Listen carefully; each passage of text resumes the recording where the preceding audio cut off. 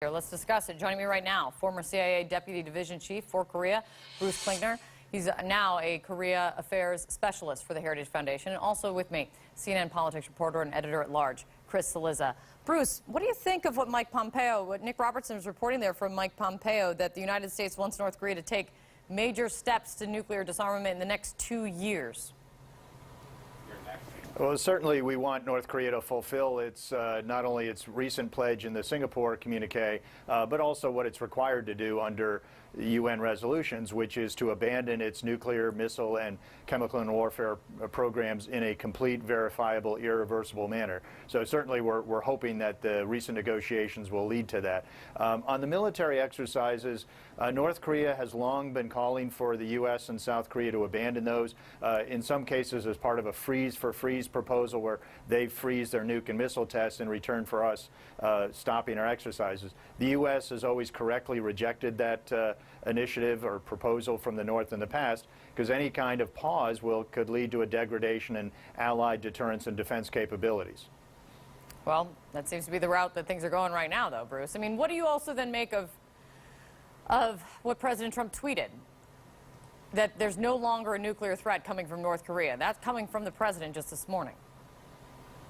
Well, certainly there's been no change in North Korea's nuclear and conventional force threat to America and our allies. The best estimates are North Korea has 30 or more nuclear weapons. We assess that they already have nuclear-capable missiles that can hit all of South Korea and all of Japan.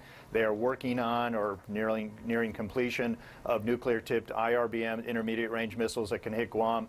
And then CIA Director Pompeo said within a handful of months, North Korea would have the capability of threatening the American homeland with nuclear weapons. We've seen no stand down or certainly no reduction in the nuclear force.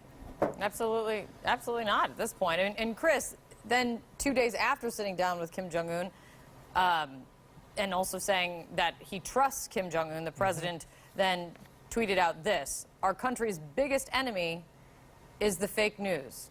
He name checks NBC, he name checks CNN. I mean, I don't care how partisan of times we live in right now.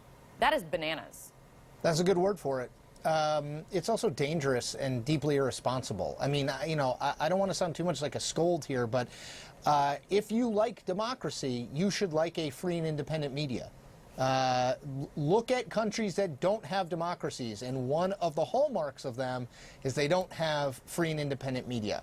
I don't even think, candidly, Donald Trump means this, Kate. I think he knows that the media is a good scapegoat for him. Media doesn't tend to fight back. His base hates the media.